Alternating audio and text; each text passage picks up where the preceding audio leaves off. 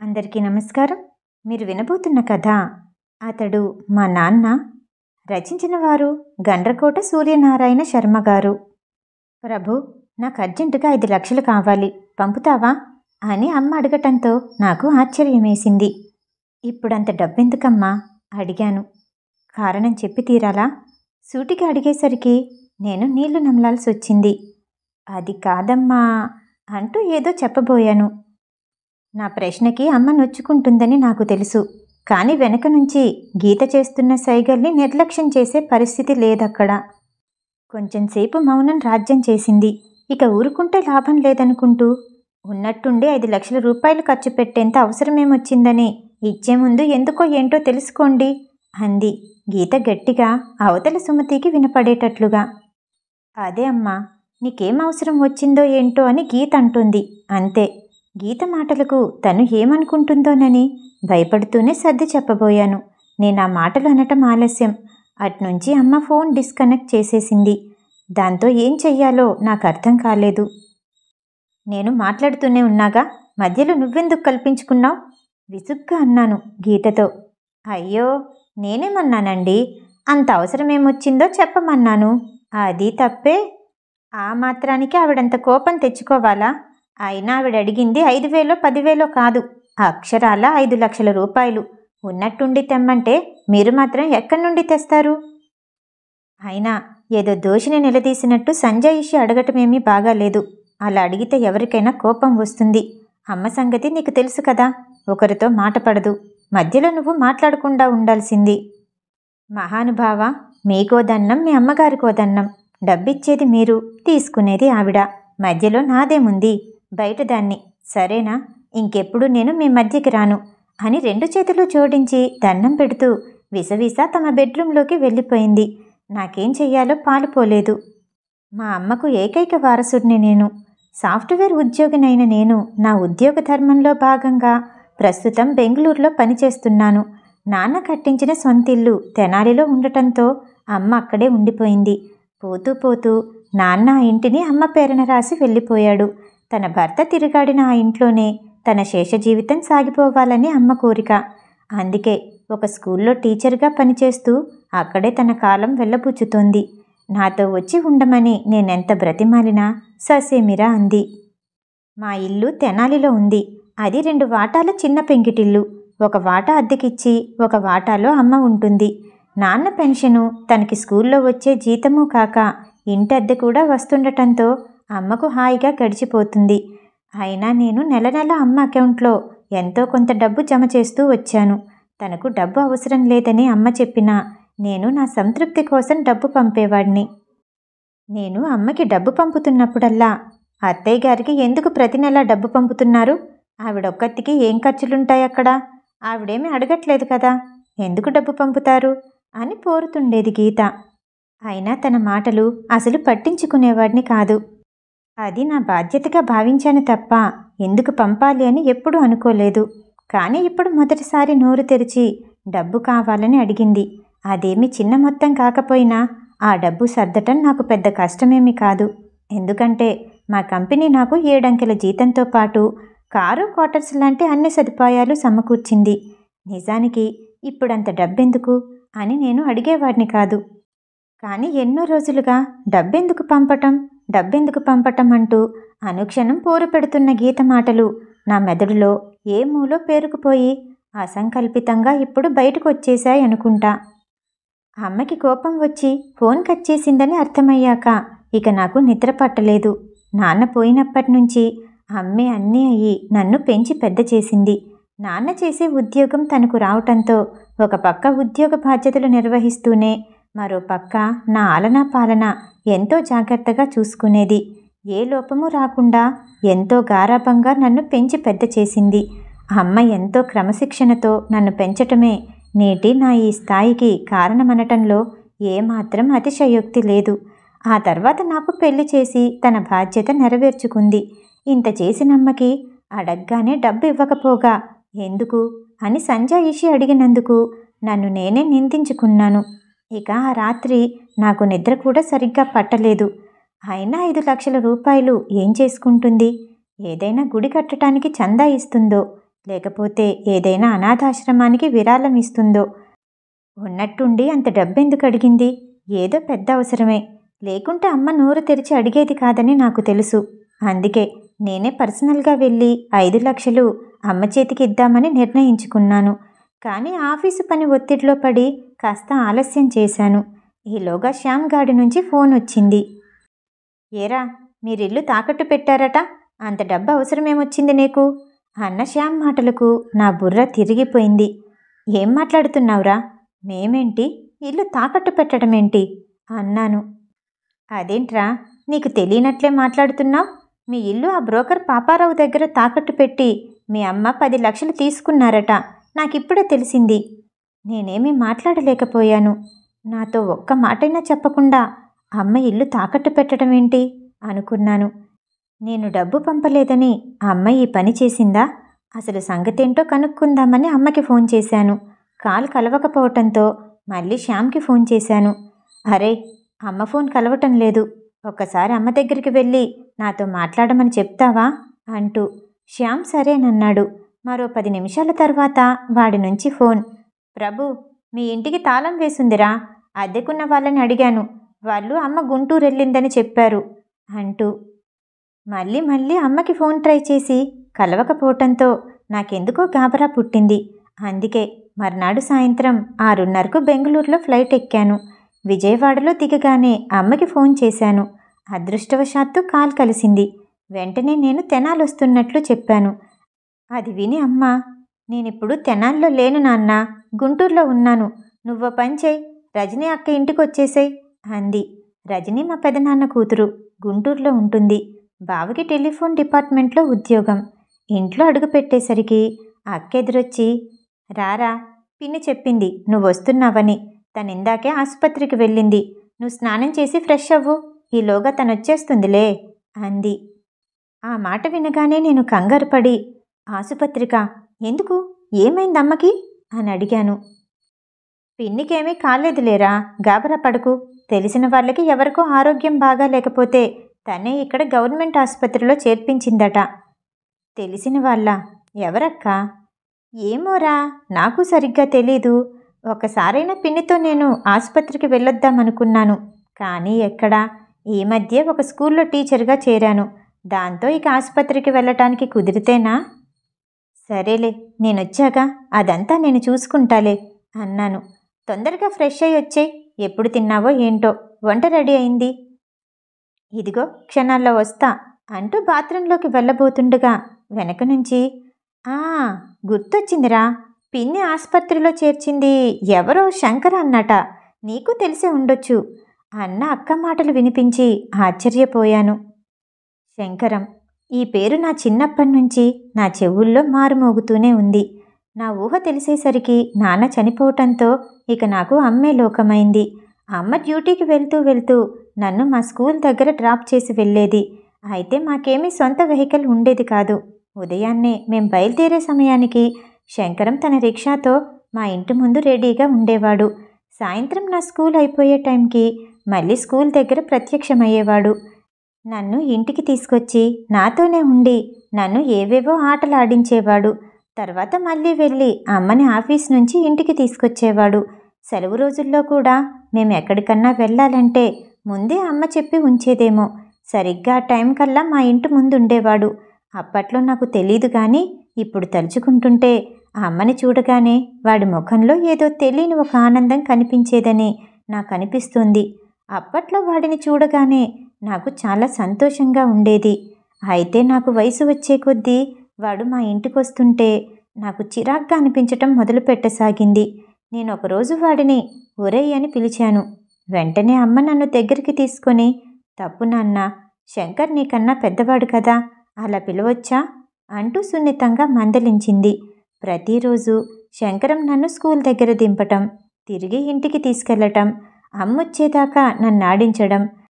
మేము ఎక్కడికెళ్ళాలన్నా అతగాడి రిక్షాలోనే వెళ్ళటం చూశాక మా స్కూల్లో అందరూ మాట్లాడుకోవటానికి అది ఒక పెద్ద టాపిక్ అయిపోయింది. ఒక పేరెంట్ టీచర్ మీటింగ్కి అమ్మ వెనకే వాడు కూడా వచ్చి ఓ పక్కగా నిలబడ్డాడు. అది చూసి మా క్లాస్మేట్ ఒకడు నాతో డైరెక్ట్గా, మా అమ్మతో మా నాన్న వచ్చాడు, మీ అమ్మతో మీ రిక్షావాడొచ్చాడేంట్రా? కొంపదీసి వాడే మీ నాన్న ఏంటి? అంటూ వెకిలిగా నవ్వేసరికి నాకు ఒళ్ళు మండిపోయి వాడిని కింద పడేసి కుమ్మేశాను. అది పెద్ద గొడవై ప్రిన్సిపల్ దాకా కంప్లైంట్ వెళ్ళటం, ఆయన నాకు వార్నింగ్ ఇవ్వటం కూడా జరిగింది. అప్పట్నుంచి మా అమ్మని ఎవడో అలా కామెంట్ చేయటానికి కారణమైన శంకరంగాడిని చూస్తే ఒళ్ళు కంపరమెత్తటం మొదలుపెట్టింది. అసలెవడు వీడు? ప్రతిరోజు మా ఇంటికెందుకొస్తాడు? నిప్పులాంటి మా అమ్మ వీడి మూలంగా మాట పడవలసి వచ్చింది కదా. ఊర్లో ఇంకా రిక్షాలే లేనట్టు అమ్మ అన్నింటికి వాడిని ఎందుకు పిలుస్తుంది? అన్నీ జవాబులేని ప్రశ్నలే. ఇక ఉండబట్టలేక ఒకరోజు డైరెక్ట్గా అమ్మని అడిగేశాను. అసలు వాడెవడు మనింటి చుట్టూ తిరగటానికి? మనకేమైనా చుట్టమా పక్కమా అంటూ. అంతే. ఆ రోజు అమ్మ ఉగ్రావతారాన్నే చూశాను. నా మీద అమ్మ విరుచుకుపడింది.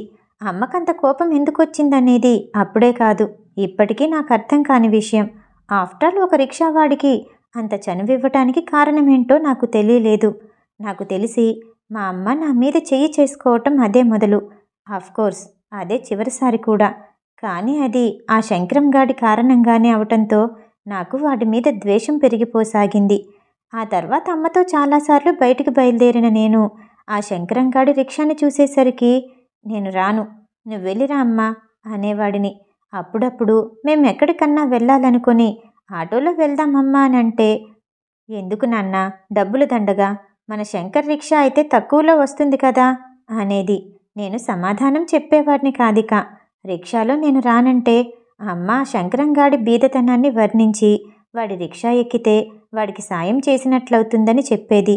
అప్పటిదాకా నాతో ఎంతో నవ్వుతూ ప్రేమగా మాట్లాడుతూ ఉండే అమ్మ ఆ శంకరంగాడు కనిపిస్తే చాలు నన్ను వదిలేసి వెళ్ళి వాడితో నవ్వుతూ మాట్లాడుతూ కూర్చునేది. నిజం చెప్పొద్దు, నాకు ఆ సమయం కోపం నశాలని కంటేది. వాడి మీద పడి రక్కాలనిపించేది. ఒక్కో రోజు వాడి పెళ్ళము వచ్చి మా ఇంట్లోనే మెక్కి వెళ్ళేవాళ్ళు. ఆ రోజు నాకు తిండి సహించేది కాదు. 6వ తరగతి నుంచి అమ్మ నన్ను కోరుకొండ సైనిక్ స్కూల్లో వేసింది. ఆ రెసిడెన్షియల్ స్కూల్లో చేరాక మా ఇంటి వాతావరణం నుంచి దూరమైనందుకు బాధగా ఉన్నా ఆ శంకరంగాడిని చూసే బాధ తప్పినందుకు ఎంతో ఆనందం కలిగిందనే చెప్పాలి. అందుకే చదువు మీద ఎక్కువగా శ్రద్ధ పెట్టాను. నెలకోసారి అమ్మ వచ్చేది. క్రమంగా నేను ఆ శంకరంగాడి గొడవ మర్చిపోయాను. అమ్మ ప్రేమలోని మాధుర్యాన్ని పొందగలిగాను. అక్కడ చదువైపోయాక హైదరాబాదులో ఇంజనీరింగ్ పూర్తి చేయటము, ఉద్యోగం రావటము, పెళ్లి జరగటము అన్నీ వరుస పెట్టి అయిపోయాయి. ఈ గొడవల్లో పడి ఆ శంకరంగాడిని పూర్తిగా మర్చిపోయాను. కానీ ఇప్పుడు ఏదో పాత గాయం రేపినట్లు అక్క శంకరంగాడి పేరు చెప్పేసరికి నాకు మనసంతా వికలమైపోయింది. ఏ అర్ధరాత్రో గాని నిద్రాదేవత నన్ను కరుణించలేదు. ఆసుపత్రి నుంచి అమ్మ ఎప్పుడొచ్చిందో కూడా తెలియలేదు. పొద్దున లేచాక అమ్మతో మాట్లాడదానిలే అనుకున్న నాకు, నేను లేచేసరికే అమ్మ ఆసుపత్రికి వెళ్ళిపోయిందని అక్క చెప్పేసరికి దిగ్భ్రాంతికి లోనయ్యాను. నేనేదో అనబోతుండగా అక్క నాతో, ఒరే ప్రభు, ఆ శంకరంగారికి ఈరోజు సర్జరీ ఉందట, అందుకే పిన్ని తొందరగా వెళ్ళిపోయింది. నువ్వు లేచాక ఒకసారి తెనాలి వెళ్ళి ఇంట్లో బీరువాల్లోంచి కొన్ని చీరలు తీసుకురమ్మని చెప్పింది. మొన్న ఆసుపత్రికి వచ్చే తొందరలో తెచ్చుకోలేదట. త్వరగా వెళ్ళి భోజనం టైం కల్లా వచ్చేసేయ్. వెళ్ళేటప్పుడు ఇంటి తాళాలు తీసుకెళ్లటం మర్చిపోకురోయ్ అని చెప్పింది. అంత దూరం నుంచి నేను పడి వస్తే అమ్మ నన్ను కనీసం పలకరించనైనా పలకరించకపోవటం, దానికి ఆ శంకరంగాడే కారణం కావటం చాలా బాధ అనిపించింది. ఒక రిక్షావాడి పాటికి కూడా నేను చెయ్యలేదా అనిపించి నా మనసు చివుక్కుమంది. అయినా నాలో మెదిలే భావాలు అక్కకు తెలియకుండా మేనేజ్ చేసి తెనాలికి బయలుదేరాను. నేను వస్తున్నానని తెలిసి శ్యామ్ రైల్వే స్టేషన్కి వచ్చాడు. వాడి బైక్ మీద తన ఇంటికి తీసుకెళ్లాడు. ముందే చెప్పి ఉంచాడేమో. వాడి భార్య రుచికరమైన భోజనం తయారు చేసి సిద్ధంగా ఉంది. నేను వద్దన్నా ఇద్దరూ వినకుండా కొసరి మరీ తినిపించారు. వారిద్దరి ఆతిథ్యంలోని మాధుర్యానికి నేనెంతగానో పొంగిపోయాను. ఆ సంతోషంలో నా తాత్కాలికమైన బాధని మర్చిపోయాను. తర్వాత వాళ్ళ దగ్గర వీడ్కోలు తీసుకొని మా ఇంటికి వెళ్ళి అమ్మ చెప్పినట్లుగా చీరలు తీయటం కోసం బీరువా తెరిచాను. కాస్త మంచి చీరల్ని ఒక్కొక్కటి తీసి పక్కనున్న మంచం మీద పెట్టసాగాను. ఆ చీరలు తీస్తుంటే వాటి కింద ఏవో 4-5 బుక్స్ కనిపించాయి. అవేమిటా అనుకుంటూ వాటిని బయటికి తీశాను. తీరా చూస్తే అవి డైరీలు. ఎన్నాళ్ళ క్రితమో అన్నట్లుగా అవి చాలా పాతబడిపోయి ఉన్నాయి. వాటిని రాసింది మా నాన్నని తెలుసుకొని నా గుండె వేగంగా కొట్టుకోసాగింది. ఆ డైరీలని అమ్మ నాన్న జ్ఞాపకంగా దాచుకుందని అర్థమైంది. మొదట నాకెందుకులే అనుకుంటూ ఆ డైరీలు లోపల పెట్టేయబోయాను. కానీ నేను కళ్ళు తెరిచాక సరిగ్గా కళ్ళారా చూసుకోలేని మా నాన్నని ఆ డైరీల్లోనైనా చూద్దామనుకుని ఒక్కో డైరీ తిరిగేయసాగాను. ఎంతో గుండ్రని అక్షరాలతో ఉన్న నాన్న చేతిరాతని చూసి నాన్నని కళ్ళారా చూసినట్లే ఫీల్ అయ్యాను. ఆ డైరీల్లో ఒకచోట శంకరంగాడి పేరు కనిపించగానే ఆగిపోయి నాన్నవాడి గురించి ఏమి రాశారా అని ఉత్సుకతతో చదవటం మొదలుపెట్టాను. మా పెళ్ళయ్యి ఈ రోజుకి సరిగ్గా సంవత్సరం గడిచింది. సుమతి ఈరోజు ఒక శుభవార్త చెప్పింది. నా ఆనందానికి అవధులు లేవు. త్వరలో మా ఇంట్లో ఒక బుజ్జిబాబు నడయాడబోతున్నాడన్న సంగతి నన్ను ఉక్కిరిబిక్కిరి చేయసాగింది. ఈ సంతోష సమయంలో సుమతిని సెకండ్ షో సినిమాకి తీసుకెళ్దామని ప్లాన్ చేశాను. కానీ తనకు అలా అర్ధరాత్రి సినిమాలకి పోవటం ఏమాత్రం ఇష్టం లేదని మర్నాడు మ్యాట్నీకి వెళ్దామని అంది. కానీ నేను ఒప్పుకోలేదు. ఆ రోజే వెళ్ళాలని బలవంతం చేయటంతో సరేనంటూ బయలుదేరింది. ఇద్దరం సినిమా బాగా ఎంజాయ్ చేశాం. సినిమా అయిపోగానే నా స్కూటర్ మీద ఇంటికి బయలుదేరాము. సిటీ అంతా నిద్రలో జోగుతున్నట్లుగా ఉంది. అప్పటికే రాత్రి 1 గంట దాటడంతో రోడ్లన్నీ నిర్మానుష్యంగా ఉన్నాయి.